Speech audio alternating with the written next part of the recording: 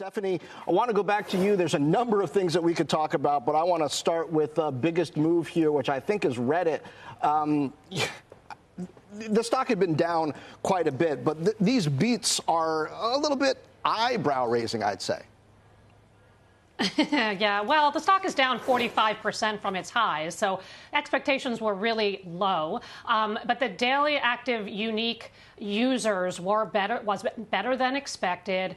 The guide was also better than expected. People were nervous about advertising and auto exposure, which is 6% of their business, of their ad business. So there's a lot of there was a lot of concern headed into it against low expectations. So a good quarter, obviously better than expected revenue guide. That's a pleasant surprise.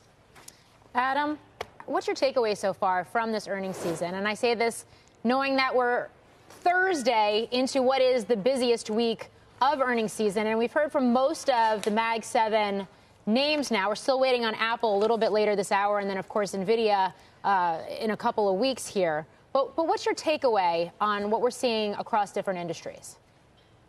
I think it's been a very strong earnings season, especially versus expectations earlier in the month.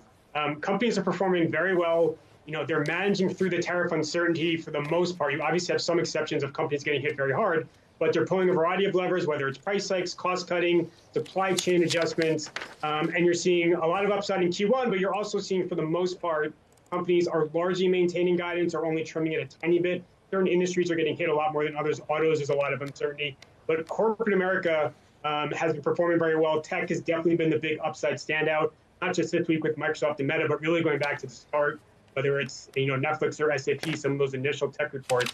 It's been pretty healthy across the board. And that's been a big driver of the rally. So I think obviously you've had some dialing back of the tariff intensity, but Q1 earnings have been a huge driver behind the rally we've seen in the S&P.